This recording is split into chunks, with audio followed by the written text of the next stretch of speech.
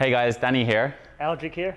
Today we're going to go through a couple of release techniques that Aldrich masters in to help people with skills for their overhead range. So you think of handstands, for instance. I don't know whether you noticed, but I'm a little bit addicted to that. I think he calls himself Hands Dan. But I do limit myself with that overhead range, and I've been seeing Aldrich now for about a year and a half. Find his techniques really, really useful for my own practice. And you know, we thought we'd collaborate today to go through a couple of things to help you, maybe with self-release techniques that you can do before you actually do your handstands or any kind of overhead exercises. Let's jump into it. Dan, let's do it.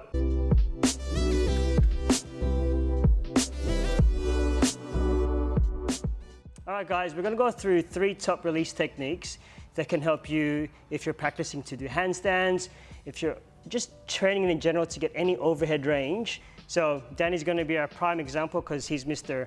Hands Dan. Allegedly. And well, we'll see if this helps him. It should help him, but if it doesn't, then there's something else wrong with him.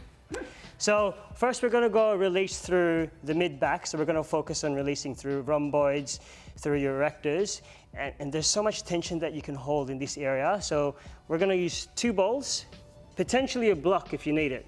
I think Danny will need it. So we're going to place the 2 balls right through the middle of the shoulder blades, either side of the spine. You don't want to put the balls on the spine.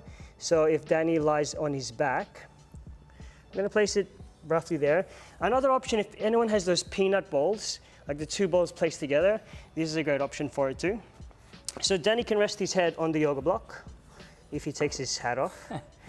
The first time for everything. We can even place it this lying on its back, yeah. So this is our first option here. Someone trying to get in? No, your wife forgot to close the door. Oh, okay. So the first option here, Danny can just find those trigger points. Now, if he's on a point already, all good. Tender points usually create a lot of tension in the body. So first movement here, Danny can get into overhead range with one arm and trying to keep the hips on the floor there. Now, we don't want to be too pedantic and get him to focus on flattening the back, but flattening the back is a great option here, just to really emphasize on releasing the mid part of his back. Now, Danny can go into overhead range. He can do both arms at the same time. He can do single arm, and he can see where he's already starting to feel the tension and the restrictions.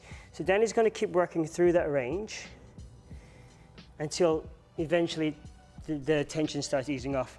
Option number 2, as he's doing that, he can then lift his hips and place another yoga block under his hips.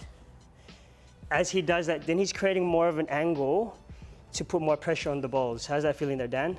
Yeah, it's really interesting that I'm finding when I do both arms at the same time, I can start to feel discrepancies in my left arm, am I right? Yeah, so If I do one arm, I'm not, like, I can feel the tightness, but it's interesting to see that the tightness kicks in earlier on one side rather than the other. So as you notice, my left is actually stopping before my right. So I'm noticing the left is tighter. Great point there Danny's mentioned about the discrepancy with left and right. So I don't know if you can see it there on the camera angle, but you can see that you're talking about quite a few centimeters in comparison. The floor here with the right, and the left I'm like actively pulling down. And you know, I haven't rotated my body or anything. I'm still feeling fairly symmetrical here, but actually when I'm getting up and over, I can feel that tightness now on the left. That's good. So exploring, everyone's going to be very different, and explore for yourself where those discrepancies are and then kind of work through that. Now, another option here is Danny can get into external rotation, so he can get into arms into 90 degrees and then start dropping his arms back that way. Yeah, I can feel that now. Yeah. We might just show it on this side actually. Yeah. So Danny's going to get here into external rotation with the shoulder, getting his arm into a good 90-degree angle there, and then kind of really peeling the shoulder back. He can do that with one arm, but he can also do that with 2 arms to also feel the difference between left and right. Now, option 1 as well, you don't have to have that yoga block under your hips, but it just generally helps just to get more sort of pressure into the balls there. Yeah, that's a good one. I like that one.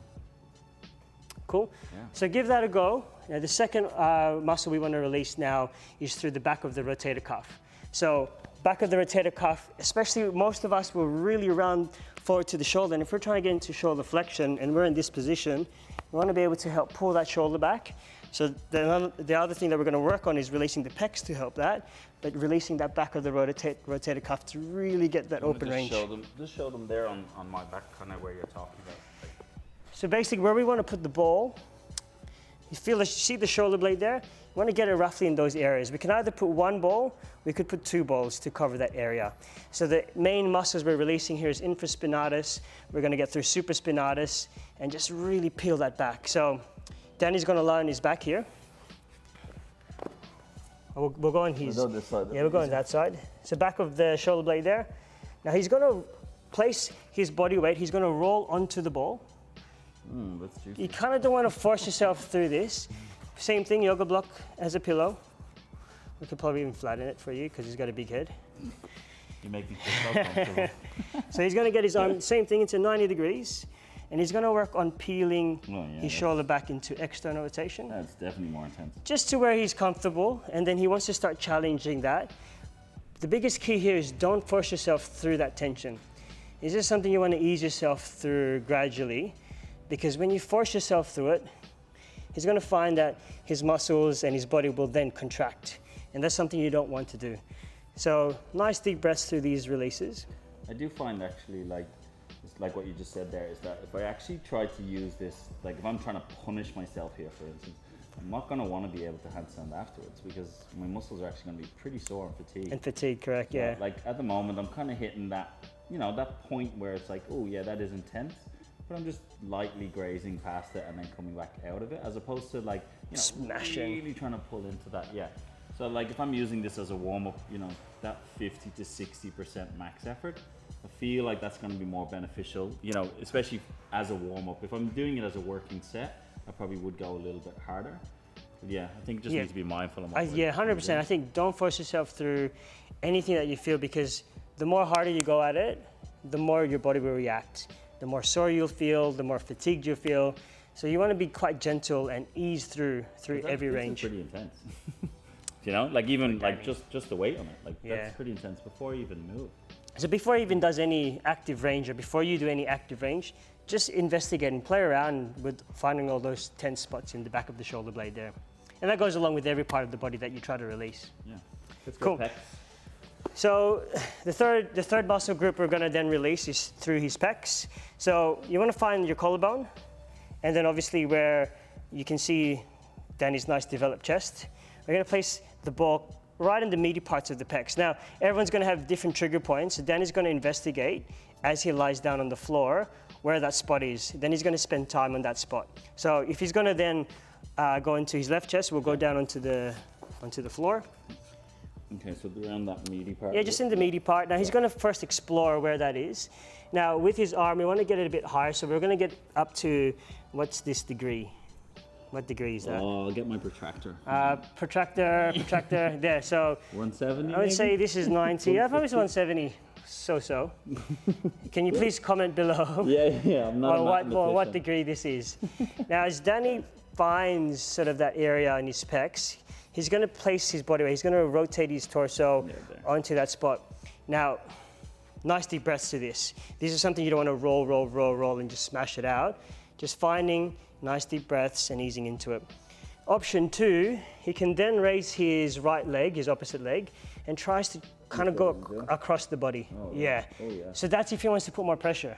Now, you don't have to, but if you feel like your body needs more, this is an option to get more body weight onto that ball. That definitely spices it up. So spicy, like if you're looking for dal tonight, this is a great spice to add to the mix. Yeah, I like that. A fourth muscle group that we want to be able to release. Did I say top 3? Now I'm saying 4. Yeah, just 3 is fine. Okay, cool. Peace. Yeah. Hope you found those 3 release techniques quite helpful for your overhead range, for anything that you do in terms of training. Because at the end of the day, if you need to reach for that top shelf peanut butter, because they're usually the cheaper versions, anything. Isn't that a dance move? The peanut butter top shelf roll, basically, is going to help you. Now, if you have any other release techniques that you want to see in terms of certain movement types that you want to see me and Danny collaborate with, then does it make sense? Collaborate with? Yeah, do it together. Okay, do it together. When we become one. When two become one. All jokes aside, guys, I've been seeing Aldrich, as I said, for quite some time, and I've found his release techniques very useful. And that's the main reason why I wanted to put this out there, to show you guys how it corresponds to a skill and how you can actually use it in your own practice, regardless of what you do, whether it's handstands or not, but any kind of overhead exercises. Yeah. That it? Yeah. That all we got? I think that's all we got. Yeah. But please, guys, we are really interested in how you think, and I suppose if they had any more things that we could do, just pop them in the comments below. It's simple. Happy days. Before we go, guys, I just want to show you something. Look at that. Check out my toe intrinsic muscles.